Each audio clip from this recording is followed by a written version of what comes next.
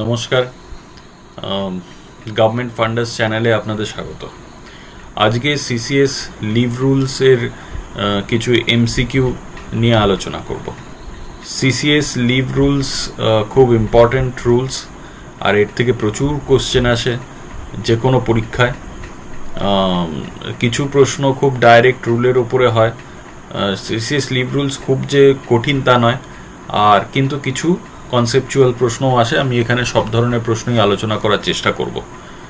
প্রথম প্রশ্ন হচ্ছে, under CCS rules leave can not be claimed as a matter of emergency, right, discretion, duty. এটাতে যেটা বলতে চাইছি সেটা হচ্ছে যে লিভ আমাদের রাইট না। এটা খুব বেসিক কোশ্চেন, কিন্তু এটা খুব ক্লিয়ারলি লিভ রুলে লেখা আছে যে কোনো লিভই আমাদের রাইট নয়, আমাদের অধিকার নয়। কিন্তু ঠিক আছে, লিভ পাওয়া যায় ঠিকই, কিন্তু সেটা অফিসের সুযোগ সুবিধা বুঝে তবেই। Leave can not be claimed as a matter of right. However এইটা একটা পয়েন্ট অফ কনফ্লিক্ট অনেক সময়তেই হয়ে দাঁড়ায় অথরিটির সঙ্গে এমপ্লয়ির। ঠিক আছে, এমপ্লয়ি সেটাকে রাইট ভেবে নেয়, নিয়ে মাঝে মাঝে অ্যাবসেন্ট করে দেয়, নিয়ে তখন বিভিন্ন ধরনের জিনিস হয়, যেমন ডাইজ নন বা এই ধরনের জিনিস হয়। সেকেন্ড প্রশ্ন হচ্ছে, the maximum continuous leave a government servant can avail. একটা গভর্নমেন্ট সার্ভেন্ট ম্যাক্সিমাম কত লিভ অ্যাভেল করতে পারে কন্টিনিউয়াসলি? 2 বছর, 3 বছর, 4 বছর, 5 বছর। তো the correct answer is 5 years। Correct answer is 5 years। তো এইটা জানতে হবে যে 5 বছর যদি কেউ কন্টিনিউয়াসলি তার ডিউটি থেকে অ্যাবসেন্ট থাকে, 5 বছর অবধি তো ঠিক আছে, কিন্তু 5 বছরের বেশি যদি কেউ অ্যাবসেন্ট থাকে, তা সে জানিয়েও অ্যাবসেন্ট থাকতে পারে। এমন নয় যে অ্যাবসকন্ডিং হয়েই অ্যাবসেন্ট তবেই সেটা হবে। কিন্তু যদি কেউ জানিয়েও যদি 5 বছরের বেশি অ্যাবসেন্ট থাকে ডিউটি থেকে, লিভে থাকে, তাহলে কিন্তু তাকে ডিম টু বি ডিসমিসড ধরা হবে। Which of the following, third question, which of the following is not governed by the CCS leave rules? Central government এমপ্লয়িরা সিসিএস লিভ রুলের বাইরে, নাকি persons in work charged establishments, মানে ডেলি ওয়েজেস আর কি, daily ওয়েজেসে যারা কাজ করছে তারা কি সিসিএস লিভ রুলসের বাইরে? গেজেটেড অফিসাররা নাকি নন গেজেটেড অফিসাররা? তো এদের মধ্যে কারা সিসিএস লিভ রুলের বাইরে? গেজেটেড, নন গেজেটেড, সেন্ট্রাল গভর্নমেন্ট এমপ্লয়ি, এরা তো সবাই সেন্ট্রাল গভর্নমেন্টের আন্ডারে। তো সিসিএস তো কথাটা শুনেই বোঝা যাচ্ছে সেন্ট্রাল সিভিল সার্ভিস, তাহলে তো সবাই লিভ রুলের ভেতরেই হবে। শুধু এই persons in work charge establishments এরা অবশ্যই সিসিএস লিভ রুলের বাইরে, কারণ এরা তো পার্মানেন্ট এমপ্লয়ি নয়। এই যে সিসিএ রুল বা সিসিএস লিভ রুলস, এগুলো সবই তো গঠন হয়েছে পার্মানেন্ট এমপ্লয়ীদের জন্য। Government servant who is under suspension can be granted leave. যে সাসপেনশনে আছে তাকে লিভ দেওয়া যেতে পারে উইদাউট রেস্ট্রিকশন, নাকি only with permission from president? Not at all, একদমই না, অনলি ক্যাজুয়াল লিভ, শুধু ক্যাজুয়াল লিভ দেওয়া যেতে পারে। তো এক্ষেত্রে রুলটা হচ্ছে যে সাসপেনশনে আছে সে তো ডিউটি করছেই না, এমনিতেই ডিউটি করছে না, তাহলে তাকে আবার নতুন করে কি লিভ দেবে?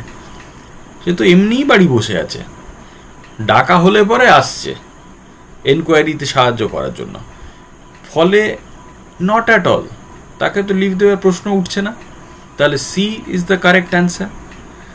5 নম্বর কি বলছে?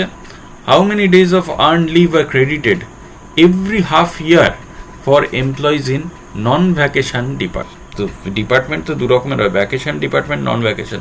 ভ্যাকেশন ডিপার্টমেন্ট কি আর নন ভ্যাকেশন ডিপার্টমেন্ট কি? স্কুলে যারা কাজ করে তাদের হচ্ছে ভ্যাকেশন ডিপার্টমেন্ট। ওই যে সামার হলিডে, গরমের ছুটি পড়লো, অনেক অ্যাটেস্টেজ অনেকটা, তাহলে ওরা হচ্ছে ভ্যাকেশন ডিপার্টমেন্ট, আর বাদবাকি যারা স্কুলে কাজ করছে না তারা হচ্ছে নন ভ্যাকেশন ডিপার্টমেন্ট। তো এখানে বলছে কি credited half yearly for employees in non vac, আচ্ছা নন ভ্যাকেশনের কথাই বলছে, তাহলে হাফ ইয়ারলি কটা করে আর্ন লিভ ক্রেডিট হবে এইটা জানতে চাইছে। তো এটা তো খুব সহজ, 15টা করেই হয়, বছরে 30টা, ফার্স্ট জানুয়ারিতে 15, ফার্স্ট জুলাইতে 15। হোয়াট ইজ দ্য, এগুলো খুব ডাইরেক্ট প্রশ্ন আর কি, what is the maximum number of earned leave days that can be accumulated in a leave account. আচ্ছা, মানে হচ্ছে ম্যাক্সিমাম কটা আর্ন লিভ অ্যাকাউন্টে অ্যাকুমুলেট করা যাবে। তো এটাও খুব সোজা, 240, 270, 300, 360। Obviously, everybody knows it is 300 days. Extraordinary leave may be granted. Extraordinary leave কখন গ্র্যান্ট করা হয়?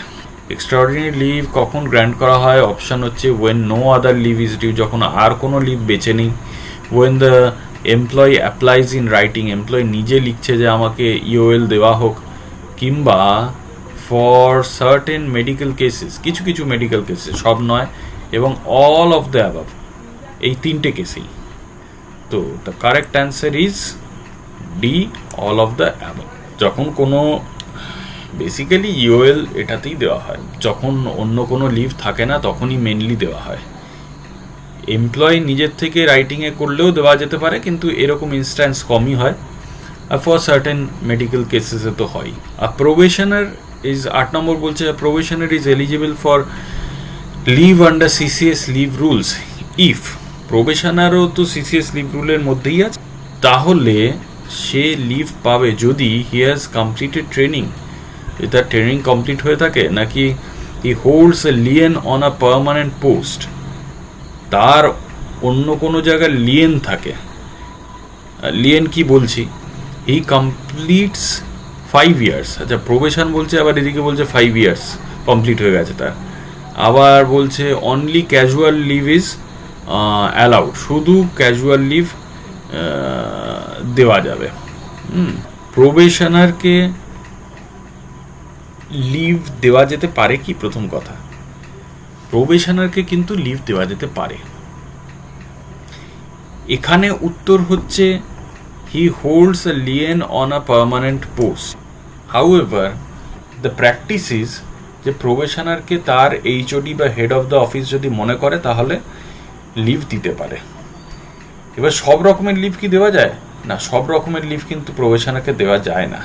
সাধারণত চাইল্ড কেয়ার লিভ বা এরকম ধরনের লিভ, যেগুলো কিনা অনেক দিনের লিভ, এই ধরনের লিভ কিন্তু সাধারণত দেওয়া হয় না। খুব এমার্জেন্সি কেসে হয়তো কনসিডার করা হতে পারে। এনিওয়ে, এবার বলি লিয়েনটা কি।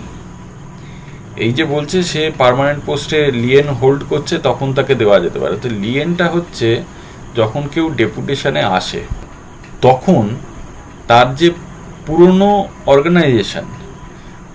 অর্গানাইজেশনে তার পোস্টটা কিন্তু অন্য কাউকে দিয়ে ফিল আপ করা হয় না, পুরনো অর্গানাইজেশনে তার পোস্টটা কিন্তু রেখে দেওয়া হয় তার জন্যই, যাতে সে ফিরে এসে সেইখানে জয়েন করতে পারে আবার।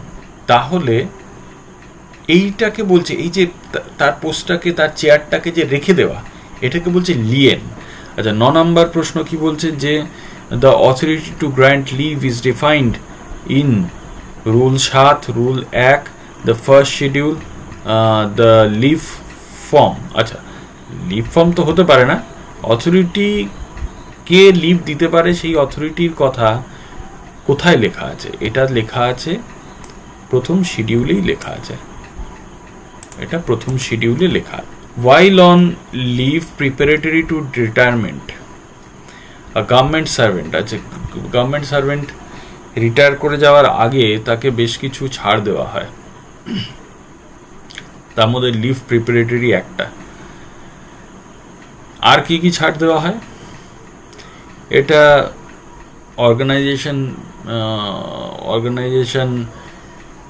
টু অর্গানাইজেশন ভ্যারি করে, কিন্তু সাধারণত তাকে হোম টাউনে আসার একটা চান্স দেওয়া হয়, নতুন করে ট্রান্সফার না করার একটা, নতুন করে তাকে ট্রান্সফার যাতে না হয় সেটা দেখা হয়। আর লিভ প্রিপারেটরি বলে একটা ব্যাপার থাকে, যে সে বেশ কিছু লিভ নিতে পারে, ঠিক আছে। তো লিভ প্রিপারেটরি টু রিটায়ারমেন্টে কি হয়, ক্যান জয়েন প্রাইভেট এমপ্লয়মেন্ট, সেই সময় সে প্রাইভেট এমপ্লয়মেন্ট জয়েন করতে পারে। অবশ্যই এটা তো হতেই পারে না। ক্যান স্টার্ট আ বিজনেস, আচ্ছা স্টার্ট আ বিজনেস কি হতে পারে? না, হতে পারে না। এমনকি রিটায়ারমেন্টের ইমিডিয়েট পরেও সে যদি কোনো বিজনেস স্টার্ট করে তাহলে তাকে কিন্তু পারমিশন নিয়ে করতে হবে, এবং অবশ্যই এমন কোনো বিজনেস সে করতে পারবে না যেটা কিনা তার এমপ্লয়মেন্টের সঙ্গে কোনোভাবে জড়িত। যাই হোক, সে তো পরের কথা, কিন্তু তখনও রিটায়ারমেন্ট হয়নি, তার লিভ প্রিপারেটরি টু রিটায়ারমেন্টে আছে সে, সেই সময় প্রাইভেট এমপ্লয়মেন্ট বা বিজনেসের কথা তো ভাবাই যায় না। Can not take any employment, সে তো বটেই। মাস্ট রিজাইন, না রিজাইন কেন হবে? রিটায়ারমেন্টে আগে রিজাইন তো করতে পারে না, তাহলে এটা obvious choice, can not take any employment, obvious choice. আচ্ছা, হাফ পে লিভ, 11 নম্বর প্রশ্ন, half pay leave is credited to the leave account at the rate of, half pay leave leave অ্যাকাউন্টে কতগুলো করে জমা হয়, ঠিক আছে। 10 days এভরি ইয়ার, বছরে 10টা 10 দিন, 10 days এভরি হাফ ইয়ার, 6 মাসে 10 দিন, 20 দিন এভরি ইয়ার, নাকি 5 দিন এভরি হাফ ইয়ার, 6 মাসে 5 দিন, কোনটা? তো এটা খুবই সোজা, ইএল আর হাফ পে লিভ এই দুটো তো মোটামুটি সবাই জানে। এটা হচ্ছে 10 days এভরি হাফ ইয়ার, ঠিক আছে, 10 days every half year. Rule number 12 বলছে যে commuted leave is granted on medical certificate and is debited. Commuted leave medical certificate নিয়ে গ্র্যান্ট করা হয় এবং এটা ডেবিট করা হয় equal to the number of days taken, যতগুলো দিন ও লিভ নিচ্ছে ততগুলো দিনের কমিউটেড লিভ কি গ্র্যান্ট করা হয়, নাকি অ্যাট হাফ দ্য রেট, নাকি অ্যাট ডাবল দ্য রেট, নাকি only in cases of serious illness, নাকি শুধু সিরিয়াস ইলনেস হলে তবেই। তো এটা হচ্ছে at double the rate, at double the rate. তো ব্যাপারটা কি, এই যে আগেরটা পড়লাম যে হাফ পে লিভ আর কমিউটেড লিভ, তো একটা কমিউটেড লিভ সমান কটা হাফ পে লিভ? 2টো হাফ পে লিভ, ঠিক আছে। তাই জন্যই এটা ডবল রেট বলছে। তার মানে যদি কেউ 5 দিনের কমিউটেড লিভ নেয় তাহলে তার অ্যাকচুয়ালি কটা হাফ পে লিভ কাটা যাবে? তা কিন্তু 10টা হাফ পে লিভ কাটা যায়, ডাবল দ্য রেট, ঠিক আছে। এটাও সোজাই। 13 নম্বর বলছে leave not due LND may be granted only when. Leave not due তখনই দেওয়া যাবে শুধু যখন earned leave is exhausted, earned leave আর নেই, on production of medical certificate দিলে তবেই the officer is not likely to quit service soon। এটা অনুমান করা হচ্ছে যে সেই অফিসার খুব তাড়াতাড়ি চাকরি ছেড়ে যাবে না, এবং all of the above, এই ওপরের সবগুলো। তো এর মধ্যে all of the above is the answer. However, I would like to say one thing, কেন আমি একটা কথা বলতে চাই যে মেইন ব্যাপারটা কিন্তু হচ্ছে পয়েন্ট নাম্বার সিটা, officer is not likely to quit service soon. অন্তত ততদিন সে চাকরি ছাড়বে না অনুমান করা হচ্ছে যতদিন পর্যন্ত তাকে অগ্রিম যে ছুটিটা দিয়ে দিল সেই ছুটিটা তার অ্যাকাউন্টে জমে না যায়। আনলিভ নেই বলেই তো তাকে লিভ নট ডিউ এর কথা ভাবা হচ্ছে, কিন্তু লিভ নট ডিউটা হচ্ছে একটা অ্যাডভান্স লিভ। তো লিভ নট ডিউ এইটা ভেবেই দেওয়া হয় যে সে খুব তাড়াতাড়ি চাকরি ছাড়বে না। যদি এরকম ব্যাপার থাকে যে আনলিভ এক্সস্ট করে গেছে কিন্তু সে মেডিকেল সার্টিফিকেট দিচ্ছে, এদিকে সে তাড়াতাড়ি চাকরি ছেড়ে দেবে, তাহলে কিন্তু দেওয়া হবে। 14 নম্বর বলছে যে study leave is not admissible to. Study leave কোন ক্ষেত্রে দেওয়া হয় না? A all India services officers, all India service অফিসারদের স্টাডি লিভ দেওয়া হয় না। এটা কি ঠিক? এটা তো একদমই ঠিক না, ঠিক আছে। তো অল ইন্ডিয়া সার্ভিসের অফিসারদের যাওয়ার জন্যই তো। আচ্ছা, government servants in industrial establishments, আচ্ছা এটা বলছি। Central health services officers, scientist in DRDO. তো অ্যাকচুয়ালি স্টাডি লিভটা কিসের অন্তর্গত? স্টাডি লিভটা তো লিভ রুলসের অন্তর্গত। তো লিভ রুলস মানে সিসিএস লিভ রুলস কিংবা সিসিএস সিসিএ রুল, এগুলো কোন অর্গানাইজেশনের ক্ষেত্রে খাটে না? এগুলো রেলের ক্ষেত্রে খাটে না, ইন্ডাস্ট্রিয়াল এস্টাবলিশমেন্টের ক্ষেত্রেও খাটে না। ফলে স্টাডি লিভ এইটার ক্ষেত্রে কিন্তু হবে না। Government servants in industrial establishments এরা অন্য কিছু পেতে পারে, কিন্তু স্টাডি লিভ পাবে না। ঠিক আছে, আমাদের সিসিএস লিভ রুলের অন্তর্গত যে স্টাডি লিভ, সেটা কিন্তু সে পাবে না। ওকে, 15 নম্বর বলছে যে maternity leave can be granted to a female government servant for maternity leave, মানে মাতৃত্বকালীন ছুটি সে একটা ফিমেল সার্ভেন্ট কতদিন পর্যন্ত পাবে? 2 রকমের লিভ আছে কিন্তু মেয়েরা, মানে মহিলা এমপ্লয়িরা 2 রকমের লিভ পেতে পারে, একটা ম্যাটারনিটি, একটা হচ্ছে চাইল্ড কেয়ার লিভ। দুটোই চাইল্ড সম্পর্কিত, কিন্তু একটা ম্যাটারনিটি লিভ ছেলেরা কি পায়, এর উল্টোটা প্যাটার্নিটি লিভ পায়।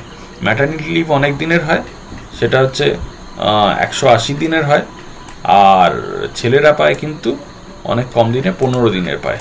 ঠিক আছে, আর আরেকটা হচ্ছে সিসিএল, মানে হচ্ছে চাইল্ড কেয়ার লিভ কিন্তু ছেলেরাও পেতে পারে। তার আছে, তার অনেক রকম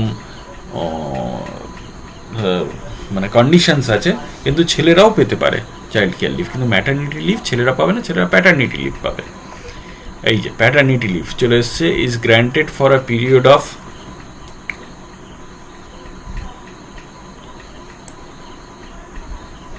15 দিন। ঠিক আছে, এটা হচ্ছে 15 দিন। Child care leave is admissible to, child care leave যেটা আমি বলছিলাম জাস্ট, যে চাইল্ড কেয়ার লিভ কি শুধু মেয়েরাই পাবে নাকি মেয়ে আর ছেলে দুজনেই পাবে? হ্যাঁ, মেয়ে আর ছেলে দুজনেই পাবে। তাহলে female and single male government servants, ছেলেরা পাবে কিন্তু তাকে সিঙ্গেল মেল গভর্নমেন্ট সার্ভেন্ট হতে হবে, সিঙ্গেল মেল হতে হবে, তার 18 বছরের তলায় ছেলে মেয়ে থাকতে হবে, তবে সে গিয়ে পাবে। ফিমেলরা কিন্তু সিঙ্গেল হোক বা নাই হোক সে কিন্তু পাবে। আচ্ছা, 18 নম্বর বলছে যে child care leave can be granted for a maximum of, child care leave তো অনেক দিনের হয় বললাম, তো ম্যাক্সিমাম 2 বছর পাওয়া যায় এন্টায়ার সার্ভিস লাইফে। Casual leave is a form of earn leave, না এটা তো হতে পারে না। Not part of CCS leave rules, convertible into earn leave তো হতে পারে না, অনলি ফর গ্রুপ ডি তো হতে পারে না, সবাই নেয়। তাহলে একটাই বেঁচে থাকলো, সেটা হচ্ছে not a part of CCS leave rules. এটা কিন্তু অনেকেই জানে না, যেমন ওইটা জানে না যে প্রথম প্রশ্নটা ছিল যে লিভ কি রাইট না রাইট নয়, তেমনি এটাও কিন্তু অনেকেই জানে না যে সিএল কিন্তু সিসিএস লিভ রুলের পার্ট নয়। ঠিক আছে, leave salary during half pay leave is half of pay plus DA, half of pay plus DA. এইখানে যেমন আর অপশানগুলো যেগুলো আছে, ফুল পে তো হবে না, নাম শুনি বই আছে, বেসিক পে অনলি তো হবে না, half pay plus HRA only. ঠিক আছে, এটাও হবে না বোঝা যাচ্ছে। কিন্তু যদি এরকম থাকতো যে half of pay plus DA আর হাফ অফ পে শুধু থাকতো, তাহলে কিন্তু ব্যাপারটা শক্ত হতো। তো এক্ষেত্রে half of pay plus DA. ঠিক আছে, 21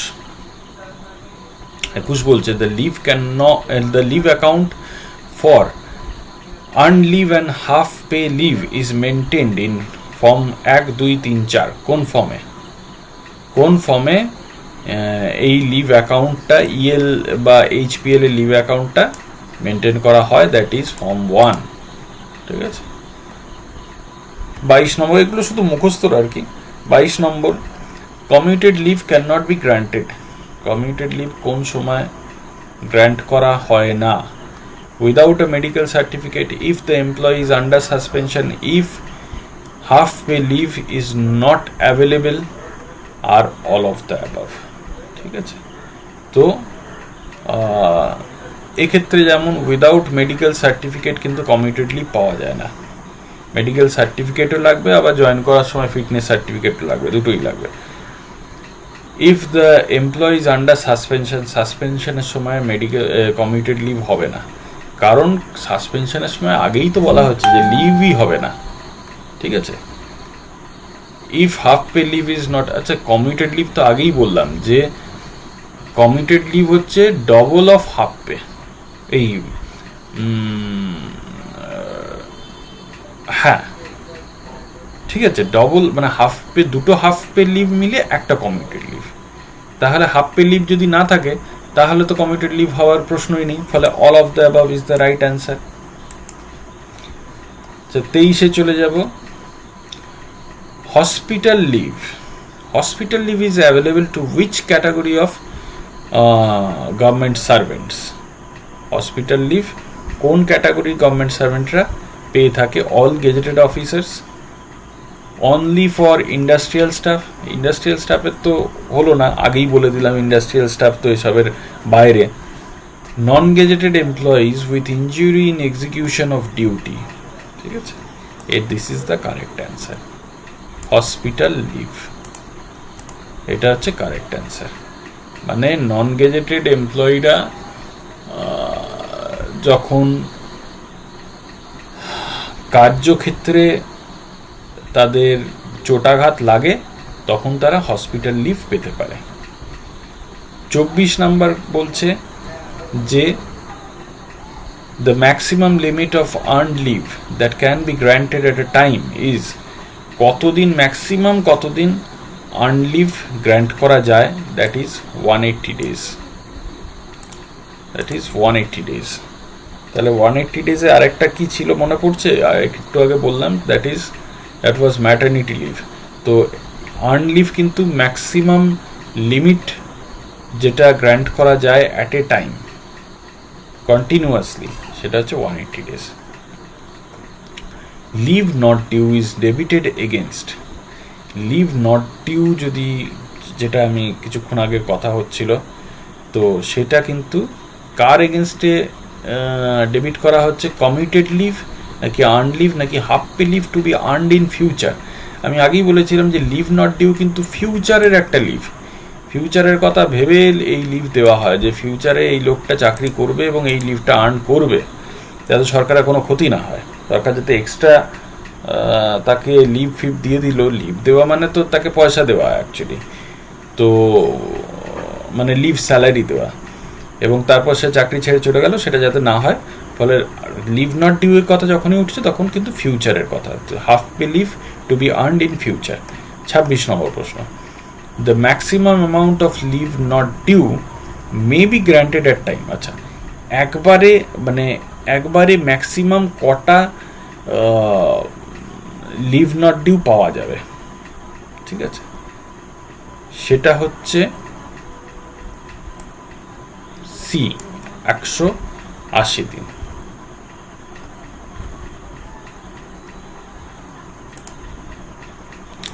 এর সাথেই জেনে রাখা ভালো যে এন্টায়ার সার্ভিস লাইফে লিভ নট ডিউ ম্যাক্সিমাম কিন্তু দেওয়া যায় এর ডবল, 360, কিন্তু একবারে ম্যাক্সিমাম 180। ঠিক আছে, if a government servant, 27 নম্বর বলছে, if a government servant dies while in service, the leave salary for earned leave due is paid to।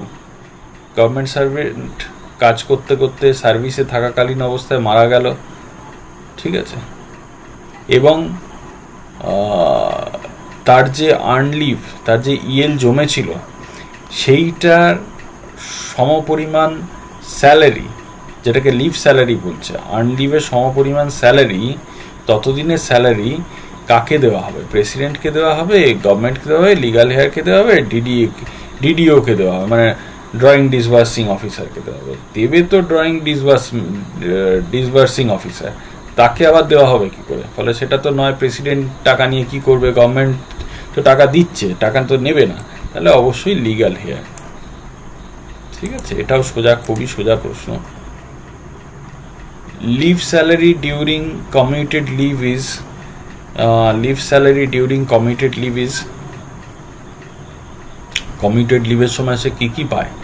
Half pay leave, half of pay plus DA পায়, নাকি full pay plus DA পায়, no pay পায়, নাকি basic pay only পায়? তো commuted leave আবার সেই জায়গায় চলে যেতে হবে। তা কনসেপ্ট কি কমিউটেড লিভে? Double of half pay leave. তাহলে হাফ পে তার ডবল মানে তো ফুল পে, তাহলে ফুল পে প্লাস ডিএই হয়ে গেল। এটাই, this is the correct answer, B.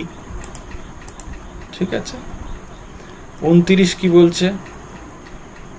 Leave sanctioning authority must not sanction leave. Leave sanctioning authority leave sanction করবে না যদি if staff is on protest, staff protest করছে, সেই সময় তার লিভ স্যাংশন করবে না। কি leave rules are unclear, leave রুলসটা অত ক্লিয়ার নয়, বুঝতে পারছে না, ইন্টারপ্রিট করতে পারছে না, সেই সময় সে লিভ দেবে না। নাকি সাসপেনশন ইজ অর্ডার, তাকে সাসপেনশন অর্ডার ইস্যু করা হয়েছে, তখন আর লিভ দেবে না তাকে। নাকি punishing authority has decided on removal or dismissal. প্রশ্নটা খুবই কনসেপচুয়াল প্রশ্ন। ঠিক আছে, তাহলে স্টাফ প্রোটেস্ট করছে। আমরা দেখি যে অন প্র্যাকটিস যেটা দেখা যায় সেটা হচ্ছে যখনই কেউ কোনো স্টাফ প্রোটেস্ট করে, হ্যাঁ, তখন তার সব কিছু বন্ধ করে দেওয়া হয়, তখন তাকে লিভ টিভ দেওয়া হয় না আর। তো সেইটা কিন্তু ঠিক না, কারণ প্রোটেস্টের সঙ্গে লিভ দেওয়ার কোনো সম্পর্ক নেই। যদি না সেটা আবার আনঅথরাইজড স্ট্রাইক হয়, সেগুলো অন্য ব্যাপার, সেগুলোতে তার ডিউটি কাউন্ট হবে না, সেগুলো অন্য ব্যাপার। দ্বিতীয় বলছে যে leave rules are unclear. Leave rules তুমি বুঝতে পারছো না, তার জন্য তুমি লিভ দেবে না, এটা তো হতে পারে না, ফলে এটাও হবে না। সাসপেনশন ইজ অর্ডার্ড, এখানে কিন্তু সাসপেন্ড হয়ে আছে এ কথা কিন্তু বলছে না, বলছে সাসপেনশন অর্ডার দিয়েছে, ফলে এটাতেও কিন্তু লিভ দেবে না বা লিভ স্যাংশন করা হবে না, এরকম কিন্তু বলা যাচ্ছে না। 4 নম্বর বলছে punishing authority has decided on removal and dismissal, ভেবেছে যে তাকে তাড়িয়ে দেবে, তার চাকরি বরখাস্ত করে দেবে তাকে। তাহলে চাকরি যদি বরখাস্তই করে দেয় তাহলে আর নতুন করে লিভ দিয়ে লাভটা কি? ফলে সেক্ষেত্রে আর লিভ দেবে না। 30 নম্বর বলছে যে leave preparatory to retirement LPR may include. Leave preparatory to রিটায়ারমেন্টে কী কী লিভ ইনক্লুড আছে, কী কী লিভ নেওয়া যায়? ইএল নেওয়া যায়, কমিটেড লিভ নেওয়া যায়, ইএল কমিটেড লিভ দুটোই নেওয়া যায়, এক্সট্রাঅর্ডিনারি লিভ না, ইএল কমিটেড লিভ দুটোই নেওয়া যায়। ঠিক আছে। 31 নম্বর বলছে government servant on leave can not take up any employment during leave without. একজন লিভে থাকাকালীন কি অন্য চাকরিতে জয়েন করতে পারে? জয়েন করতে পারে না। Without completing 50% of the leave, approval from the leave sanctioning authority, মানে তার হয়তো সে 10 দিনের লিভ নিয়েছিল, 5 দিনের লিভ শেষ করে ফেলেছে, তারপর কি সে জয়েন করতে পারে? নাকি approval from leave sanctioning authority, যে তাকে লিভ দিয়েছিল তাকে বলে সে অন্য চাকরিতে জয়েন করতে পারে কিনা? Prior sanction from competent authority, competent অথরিটির থেকে সে আগের থেকে অ্যাপ্রুভাল নিয়ে রেখেছিল সেক্ষেত্রে। নাকি informing the department in writing, ডিপার্টমেন্টকে একটা চিঠি লিখে দিল, চিঠি লিখে অন্য জায়গায় জয়েন করে গেল। তো কোনটা? তো অবশ্যই প্রায়ার অ্যাপ্রুভাল। এটা হয় না, কখনোই হয় না, এরকম জিনিস বাস্তবে খুব একটা হয় না, কিন্তু যাই হোক রুলটা হচ্ছে এইটা, ঠিক আছে। আচ্ছা, study leave is granted for a maximum. Study leave maximum কত দিনের জন্য গ্র্যান্ট করা হয়? The answer is 24 months. এটা খুব খুব ইম্পর্টেন্ট, খুব ইম্পর্টেন্ট। অনেকেই স্টাডি লিভে গিয়ে ওভারস্টে করে যায় এবং তারপরে তাকে বারবার ডেকে পাঠানো হয়, সে স্টাডি লিভের নাম করে বাইরে চাকরি বাকরি করতে থাকে, সে ফেরে না, তারপর তাকে চিঠি দিয়ে দিয়ে উত্তর আসে না, উত্তর আসলেও সে বারবার বলে যে আমার স্টাডি লিভ বাড়ানো হোক, এবং তারপরে আলটিমেটলি ব্যাপারটা কোর্টে চলে যায়। মানে আমি এইটা বলছি খুব প্র্যাকটিক্যাল এক্সপিরিয়েন্স থেকেই বলছি যে এরকম হয়। তাহলে স্টাডি লিভ কত ম্যাক্সিমাম, সেটা হচ্ছে 24 মাস। 24 মাসে কাছাকাছি এলেই কিন্তু তাকে আর কি নোটিশ ধরানো শুরু করতে হবে। আচ্ছা, 33 নম্বর বলছে study leave can be combined with. Study leave কার সাথে কম্বাইন করা যায়, কার সাথে মিশিয়ে নেওয়া যায়?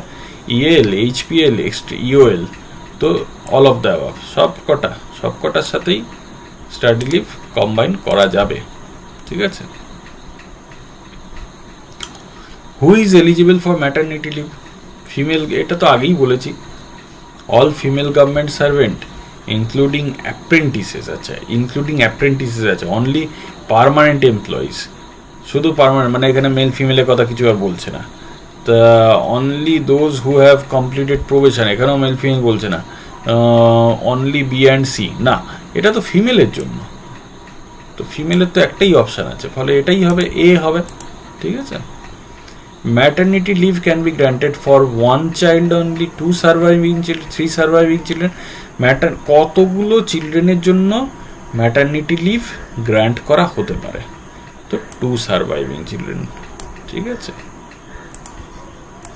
2 surviving children. 36, adoption leave is granted to female employees. Adoption leave আছে, adoption leave is granted to female employees for 90 days, 120 days, 135 days, 180 days. So the correct answer is 180 days. ঠিক আছে, এটা হচ্ছে অ্যাডপশন লিভ ফর, অ্যাডপশন তো adopt করতে বলে government, তো encourage করে এটা, তার জন্যই এই লিভটা দেয়। এই adoption leave for 180 days is actually admissible to female government servants, ঠিক আছে, on adoption of a child below 1 year, ঠিক আছে, এটা হচ্ছে রুলটা। 37 কি বলছে যে during leave not due, the leave salary paid is no salary, full pay, half pay, basic pay only. আচ্ছা, তো নো স্যালারি আর কি করে হবে? হ্যাঁ, নো স্যালারি তো হবে না, ফুল pay, half pay, basic pay, তো এটা হবে উত্তর হাফ পে। কারণ একটু আগে যেটা বলেছিলাম যে লিভ নট ডিউটা কখন দেওয়া হয়, এই ভেবে দেওয়া হয় যে সে ভবিষ্যতে হাফ পে আর্ন করে নিতে পারবে, সেটা ভেবেই তো দেওয়া হয়, ফলে তাকে হাফ স্যালারি দেওয়া হয় লিভ নট ডিউ এর সময়। 38 নম্বর বলছে যে casual leave can be combined with, casual leave can be combined with EL, HPL, study leave, none of the above.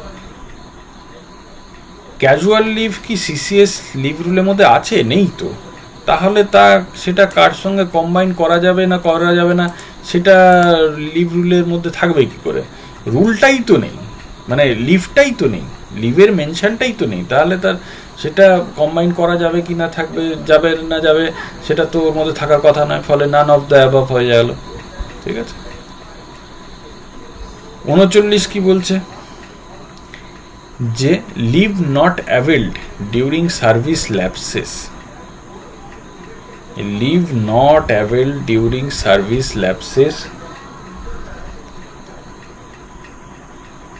on resignation, on removal or dismissal if not used before retirement, all of the above. আচ্ছা, সার্ভিসের সময়তে অনেকের পক্ষেই সব leave নেওয়া সম্ভব হয় না, তাহলে কি হবে? সেটা কি তারপরে সে টাকাটা পেয়ে যাবে, নাকি সেটা ল্যাপস করে যাবে, সেটা পচে যাবে, কি হবে? আর সেটা কখন হবে? তো পচে তো যাবেই। যেমন মেডিকেল লিভ মানে যেটা HPL, হ্যাঁ, বা অতিরিক্ত ইএল, এগুলো জমানো থাকলে তো পচেই যায়, মানে এগুলো ল্যাপস করে যায়। এবং কখন কখন হয় এক্ষেত্রে? রেজিগনেশনের সময়তে হতে পারে, রিমুভাল ডিসমিসালের ক্ষেত্রে হতে পারে। আমার তো রেজিগনেশনের সময়তে প্রচুর লিভ পচে গেছিল, রিমুভাল ডিসমিসালেও হতে পারে, রিটায়ারমেন্টের সময়তে তো হয়েই থাকে। All of the above is simple answer.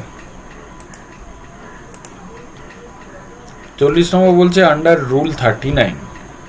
আচ্ছা, under rule 39 how many days of earned leave can be encashed at retirement?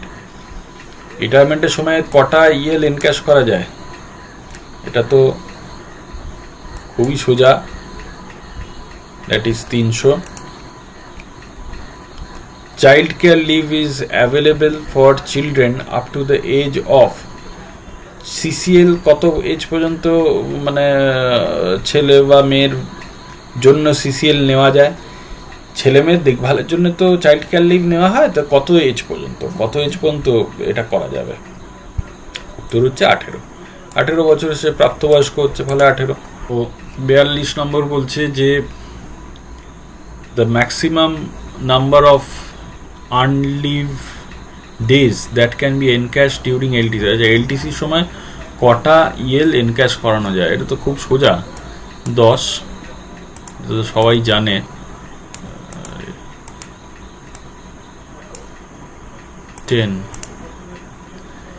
Encashment of EL on LTC is allowed। আচ্ছা, বছরে কবার বা কত ফ্রিকুয়েন্টলি আর কি LTC-তে ইএলকে এনক্যাশ করা যায়? ঠিক আছে, once in service, every year, twice in a block of 4 years, নাকি once in a calendar year? মানে কতবার LTC-তে আমি ইএলকে এনক্যাশ করাতে পারবো? ঠিক আছে, এটা হচ্ছে twice in a block of 4 years, twice in a block of 4 years আমি LTC-তে এনক্যাশ করাতে পারব। এটার কিন্তু এই যে ইএল এনক্যাশমেন্টের উপরে কিন্তু অনেক প্রশ্ন, অনেক ধরনের প্রশ্ন হয়। একটা তো এইটা হলো যে একবারে কটা, আরেকটা হয় যে মিনিমাম কটা থাকলে তবে, মিনিমাম কটা ইএল ব্যালেন্স থাকলে তবে আমি ইএল এনক্যাশ করাতে পারবো, পুরো সার্ভিস লাইফে আমি কটা পর্যন্ত ইএল এনক্যাশ করাতে পারবো LTCর জন্য। তারপরে এইটা যে encashment of EL on LTC is allowed twice in a block of 4 years। 44 বলছে যে paternity leave must be availed. Paternity leave অবশ্যই অ্যাভেল করে নিতে হবে 6 মাসের মধ্যে, ডেলিভারি ডেটের 6 মাসের মধ্যে, 15 দিন চাইল্ড বার্থের 15 দিনের মধ্যে, বিফোর চাইল্ড বার্থ, চাইল্ড জন্মই নিল না তার আগে, within 90 days from date of delivery, 90 days from the date of delivery. তো এটাও খুব সোজা, মানে স্ট্রেট ফরওয়ার্ড প্রশ্ন। এটা হচ্ছে 6 মাস, 6 মাসের মধ্যে 15 দিন। ঠিক আছে, আচ্ছা, maximum number of days of hospital leave that can be granted to non gazetted employees. Hospital leave সেই নন গেজেটেড এমপ্লয়িরা পাবে কর্মক্ষেত্রে তাদের যদি কোনো অ্যাক্সিডেন্ট হয়, চোটাঘাত লাগে, তাহলে পাবে। এবং ম্যাক্সিমাম কতদিন পাবে? তো ম্যাক্সিমাম পাবে 720 days। ঠিক আছে, এখানে কিন্তু ম্যাক্সিমাম বলেছে, অ্যাট এ স্ট্রেচ বলেনি, কিন্তু অ্যাট এ স্ট্রেচটা আগে হয়ে গেছে। তো এখানে বলছে ম্যাক্সিমাম কতদিন পাবে, that is 720 days। What is the leave salary for study leave? আচ্ছা, স্টাডি লিভের ক্ষেত্রে লিভ স্যালারি কত হবে? কোনো স্যালারি পাবে না, নাকি হাফ পে প্লাস ডিএ, ফুল পে প্লাস ডিএ, নাকি হাফ পে অনলি? তো কোনটা হবে উত্তর? সেটা হচ্ছে ফুল পে প্লাস ডি। 47 বলছি, if a government servant is removed or dismiss from service earn leave standing to his credit, কাউকে বহিষ্কার করা হলো, চাকরি থেকে তাড়িয়ে দেওয়া হলো, তাহলে তার যে আর্ন লিভটা জমেছিল সেগুলো কি হবে? ইজ পেড ইন ক্যাশ, তাকে ক্যাশ করে দিয়ে দেওয়া হবে, নাকি ফরফিট করে নেওয়া হবে, নাকি ইজ ক্যারিড ফরওয়ার্ড ইফ রিইনস্টেটেড, আবার চাকরি পেলে তখন তাকে দিয়ে দেওয়া হবে, তার অ্যাকাউন্টে ফেলে দেওয়া হবে, নাকি ক্যান বি ট্রান্সফার্ড, হয়তো অন্য কোথাও যদি জয়েন করলো তাহলে সেখানে হবে, সেখানে ট্রান্সফার করা হবে। এবার এখানে কিন্তু বলছে রিমুভড অর ডিসমিসড। রিমুভড আর ডিসমিস দুটোর মধ্যে কিন্তু তফাৎ আছে, দুটো তো ডিসিপ্লিনারি অ্যাকশন, তো দুটোই মেজর পেনাল্টি, দুটোরই মধ্যে কিন্তু তফাৎ আছে। রিমুভ মানে হচ্ছে চাকরি থেকে শুধু বার করে দেওয়া, ডিসমিস মানে হচ্ছে চাকরি থেকে শুধু বার করলো তাই নয়, অন্য কোথাও সরকারি চাকরি সে পাবেও না। তাহলে ক্যান বি ট্রান্সফার্ড, অন্য কোনো সরকারি চাকরি পেল না, প্রাইভেট চাকরি তো পেতে পারে, তো সরকারি লিভ প্রাইভেটে কি করে যাবে? তাহলে এটা হবে না। আবার চাকরি পেলে তাকে আবার চাকরি পাবে কিনা তার নেই ঠিক, একবার বের করা হচ্ছে, আবার তাকে কেন চাকরি দেবে? সেটাও হবে না। ইন পেড ইন ক্যাশ আর ফরফিটেড, তো অ্যাকচুয়ালি এটার উত্তর হচ্ছে ফরফিটেড, কারণ যেহেতু এটা খুব এক্সট্রিম কেসে তবেই করা হয়, ফলে তখন তার কিন্তু ইএলটা ফরফিটই হয়ে যায়। 48 কি বলছে? Leave may be granted to a government servant at the description of. Leave government servant পাবে, কিন্তু সেটা তো ম্যাটার অফ রাইট তো নয়, বরং এটা description car? Head of the ডিপার্টমেন্টে, কম্পিটেন্ট অথরিটি, অ্যাপয়েন্টিং অথরিটি, না ফাইন্যান্স মিনিস্ট্রি? আচ্ছা, ফাইন্যান্স মিনিস্ট্রি কোথা থেকে এলো জানি না, ফাইন্যান্স মিনিস্ট্রি তো হতেই পারে না। অ্যাপয়েন্টিং অথরিটি তো সাধারণত head of the department, head of the office হয়, ফলে সব লিভ শুধু হেড অফ দ্য অফিসই দেখবে তা তো হয় না। সাধারণত লিভটা দেখে, এমনকি এইচওডিও সবসময় দেখে না, সাধারণত দেখে রিপোর্টিং অফিসার, যাকে সেই ব্যক্তি রিপোর্ট করছে সেই তার লিভ দেখে, লিভ স্যাংশনিং অথরিটি হয়, ফলে competent authority is the correct and safe answer. The leave sanctioning 49 বলছে, the leave sanctioning authority may refuse leave. Leave sanctioning authority refuse করে দিল এ উইদাউট অ্যাসাইনিং রিজন, সে রিজন না দেখিয়েও সে রিফিউজ করে দিতে পারে। উইথ রিটেন জাস্টিফিকেশন, তাকে জাস্টিফিকেশন, যে রিফিউজ করলো তাকে জাস্টিফিকেশন দিতেই হবে। If the employee has prior approval, prior approval নিলে তবেই সে রিফিউজ করবে, এটা তো কোনো মানেই দাঁড়াচ্ছে না। Only after medical board opinion, medical board বসাতে হবে তবে, মেডিকেল যদি লিভ না হয় তাহলে মেডিকেল বোর্ড বসবেই বা কেন? তাহলে এটা লাস্ট দুটো তো হচ্ছেই না। রিটেন জাস্টিফিকেশন কি দিতে হবে? না, রিটেন জাস্টিফিকেশন কিন্তু দিতে হবে না। উইদাউট অ্যাসাইনিং রিজন কিন্তু সে তার লিভটা রিফিউজ করে দেয়, এবং এটাই প্র্যাকটিস। উইদাউট কোনো রিজন দেখায় না, মৌখিকভাবে হয়তো বলতে পারে যে তোমাকে ওই কারণে লিভটা তোমার স্যাংশন হচ্ছে না, কিন্তু রিটেন কোনো কিছু দেওয়া হয় না। Last question is 50. During leave on medical certificate a government servant may be required to appear before. Medical সার্টিফিকেটে কেউ লিভ নিয়েছে এবং তখন তাকে কিন্তু অ্যাপিয়ার হতে হবে কার কাছে? ডিডিওর কাছে। অ্যাপয়েন্টিং অথরিটির কাছে, মেডিকেল বোর্ড, না অডিট ডিপার্টমেন্টের কাছে? তো অডিট ডিপার্টমেন্টে তো প্রশ্নই ওঠে না, যেহেতু মেডিকেল সার্টিফিকেটের ব্যাপার, ফলে তাকে একটা মেডিকেল বোর্ডের কাছে অ্যাপিয়ার হতে পারে। সবসময় যে হতে হবে তার কোনো মানে নেই, কিন্তু দরকার পড়লে হতে হবে। ঠিক আছে, তো এই ছিল সিসিএস লিভ রুলস 1972 এর আজকের এমসিকিউ। পরবর্তীকালে আবার, কারণ লিভ রুল তো অনেকটা বড়, পরবর্তীকালে এর নেক্সট পার্টগুলো নিয়ে আমি আবার হাজির হব। Thank you.